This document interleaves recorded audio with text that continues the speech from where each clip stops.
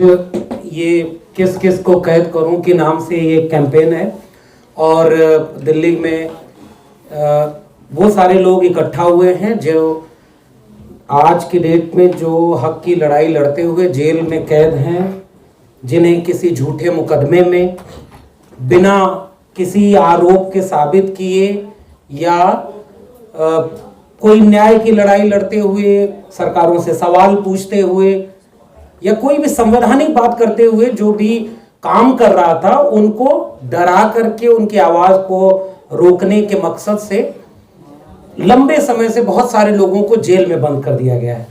आज इस press conference के जरिए उन सारे लोगों की रिहाई की मांग की गई और ये उम्मीद की गई इस मुल्क के न्यायपालिका से, संविधान को मानने और उसकी रक्षा करने की जिम्मेदारी जिन संस्थाओं पर है उनसे, कि आप कम से कम आप भी ये देखें कि जेल में जो लोग कैद हैं उनको कितनी अमानवीय परिस्थितियों में रखा जा रहा है और जो काम पुलिस का है वो पूरा नहीं हो पा रहा है, गुनाह साबित नहीं है, लेकिन फिर भी इन सारे लोगों को अमानवीय परिस्थितियों को झेलना पड़ रहा है।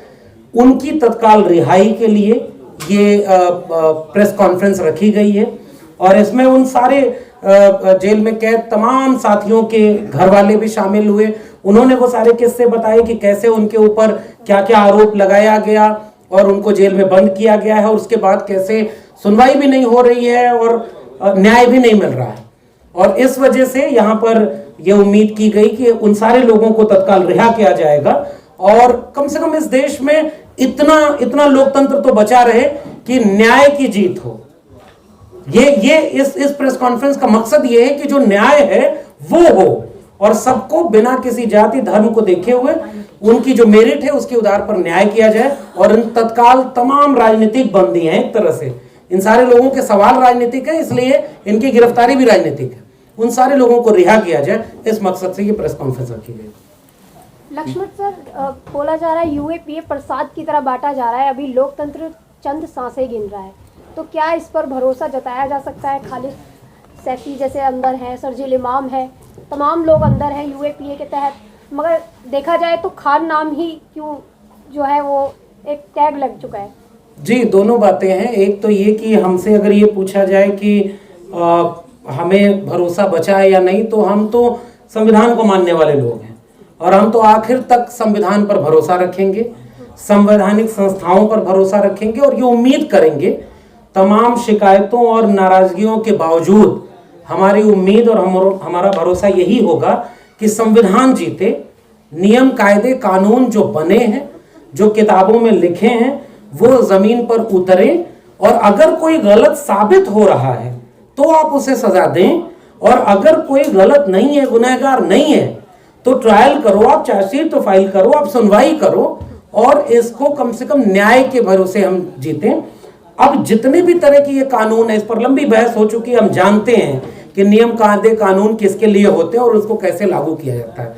तो उसको तो जो अभी प्रेस कॉन्फ्रेंस में सर बोल रहे थे कि एरियल बम्बार्डमेंट हो रहा है, कि वहां की स्टेट गवर्नमेंट को पता ही नहीं और सेंट्रल से जा रहा है, सरकारें गिर जा रही हैं सर, केंद्र से ईडी सीबीआई जा रही है, वो अपना कुछ नहीं बता पा रहे। तो लोकतंत्र किन जगहों पर बचा है? इसलिए हम जानते हैं कि केस मुकदमे उन सारे लोगों पर किए जाएंगे जो सत्ता से सवाल करेगा या जो हक की लड़ाई लड़ेगा, इसलिए ये सब हो रहा है। और उसका शिकार वो सारे लोग हैं, मुसलमान हैं, दलित हैं, आदिवासी हैं, छात्र हैं, प्रोफेसर हैं, ये तो सारे तबके के लोग यहाँ इस पोस्टर में आप देखें, कोई बचा नहीं है। जो जिसके खिलाफ नफरत फैलाई जा रही है वो ज्यादा निशाने पर है, वो ज्यादा झेल रहा है। बाकी जो सच बोल रहा है वो हिंदू हैं, अगर उनकी परिभाषा में कहें तो हिंदू भी तो जेल में है। प्रोफेसर हैनी बाबू तो ओबीसी समाज में आते हैं, तो ये ये प्रोफेसर साईं बाबा, वो जो रुपेश हैं, रुपेश तो आदिवासियों के हक के लिए लड़ाई लड़ने वाले एक पत्रकार हैं, उनकी परिभाषा में तो वो भी हिंदू है। सोनी सूरी कौन है? तो ये सारे लोगों पर ये अन्याय अत्याचार हो रहा है और इसलिए हम सारे लोगों की रिहाई की मांग करते हैं। 85% से ज्यादा बहुजन है सर, उसके बाद भी तमाम बहुजनों को ही टारगेट करा जा रहा है। सारे अधिकार है, उसके बाद भी ऐसी स्थिति क्यों है? नहीं, संख्या तो वाकई उनकी ज्यादा है, लेकिन अगर समझदारी नहीं है और अगर अफवाह में, झूठ में और एक खास किस्म के विमर्श में हम मोहरा बन जाएंगे कि जैसे अगर आपके सामने कोई हिंदूवादी सरकार आके कहे कि हिंदुओं एकजुट हो जाओ क्योंकि हिंदू धर्म खतरे में है। अब इस तरह के स्लोगन इस देश की बड़ी बड़ी कुर्सियों पर बैठे लोग करें। एजुकेशन पहले ही बर्बाद हो चुकी है, कोई पत्रकारिता और मीडिया का कोई सच दिखाने का अब चेहरा रहा नहीं, तो बहुत सामान्य से लोगों को बरगला करके अपने साथ रखा गया है। हम जैसे लोग, अमन पसंद लोग, ये चाहते हैं कि उन लोगों को ये समझाएं कि कोई धर्म मजहब खतरे में नहीं है, खतरे में इस देश का संविधान है। और ये सारे लोगों की जिम्मेदारी है जो संविधान को मानते हैं, वो सारे लोग एकजुट हों और सब मिल करके उस संविधान को बचाने की लड़ाई में। संविधान क्या जरूरत है जब चाकू रखना है, छुरी रखना, तलवार? अब इस पे बोल चुके हैं यार, छोड़ो इसको। लेकिन सर मोहन भागवत ने कहा है कि हमें मुस्लिमों से खतरा नहीं, कुछ लोग अंदर के हैं जिनसे खतरा है हमें। अब मैं आरएसएस प्रमुख को कोई इस ओहदे का व्यक्ति नहीं मानता जो कोई संवैधानिक ओहदा हो जिस पर जवाब देने के लिए हम लोग बैठे हों। मैं जानता हूं कि प्रधानमंत्री अगर कपड़े से पहचानने की बात करें तो मुझे उस पर चिंता होती है।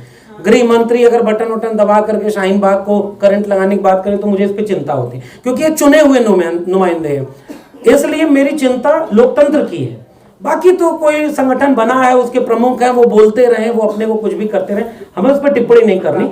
हमारी कोशिश ये है कि भारत का संविधान हर हाल में बचा रहे, कायम रहे, हमें वही सुरक्षा भी देता है, वही उसी से हमें न्याय की उम्मीद है। लेकिन सर कहीं ना कहीं प्रधानमंत्री तो सपोर्ट है ना उधर, जो आपने कहा कि कोई लेना देना नहीं है, संगठन है, लेकिन कहीं ना कहीं बीजेपी का उधर ज्यादा तकता है। अच्छा ठीक है, इधर एक लक्ष्मण जी, जैसे अभी 2014 से सब लोगों को बंद किया जा रहा है, ऐसा क्या डर है जो इन पत्रकारों को, सोशलिस्टों को, इनको बंद किया जा रहा है? इनका रीजन क्या डर है इन लोगों से? इनको नहीं, एक बात तो ये है कि जरूरी नहीं है कि 2014 के बाद से ही बंद किया जा रहा है।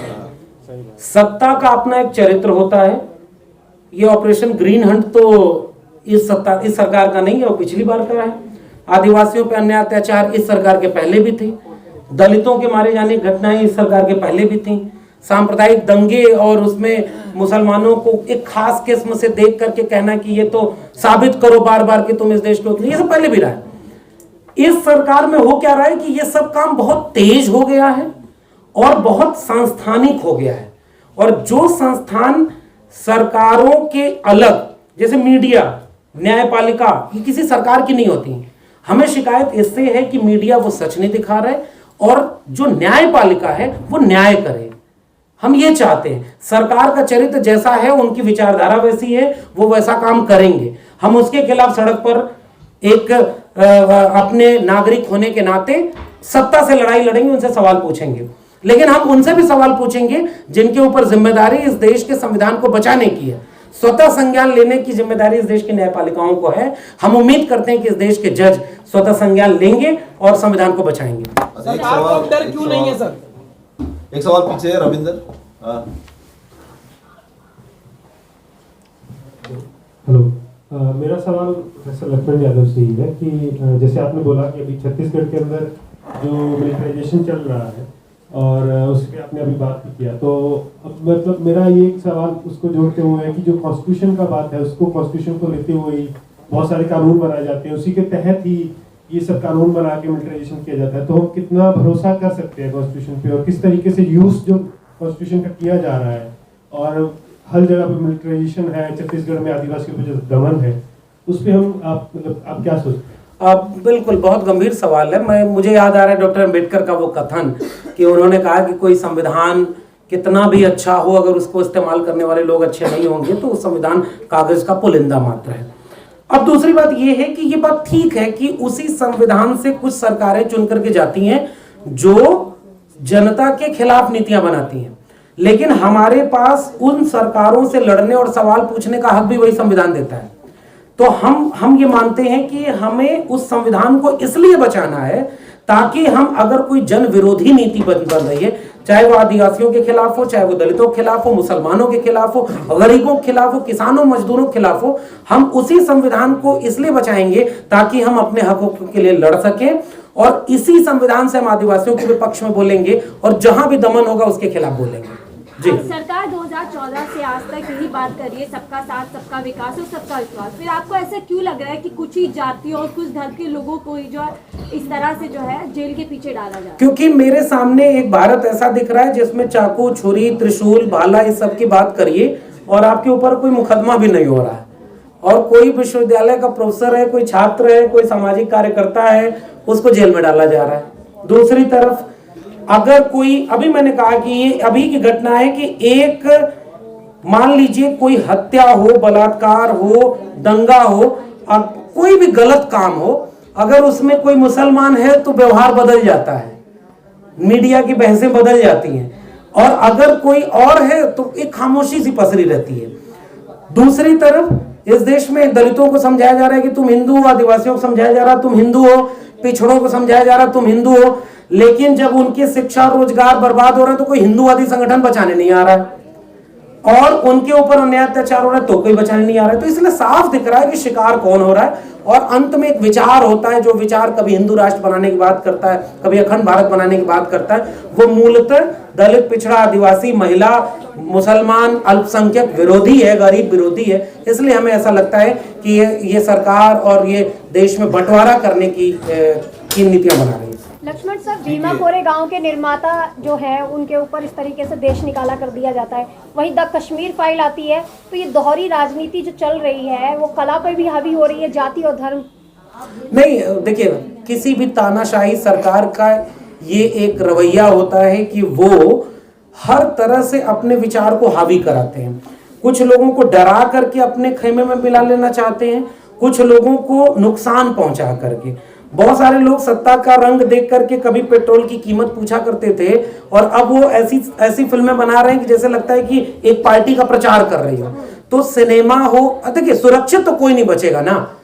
अगर अलग अलग रह करके सब लड़ेंगे या नहीं समझेंगे तो सुरक्षित भी कोई नहीं बचेगा, और इस्तेमाल सबका किया जाएगा, वो चाहे सिनेमा हो, चाहे थिएटर हो, चाहे विश्वविद्यालय का पाठ्यक्रम हो, उन सबको वो अपने में शामिल करना चाहेंगे।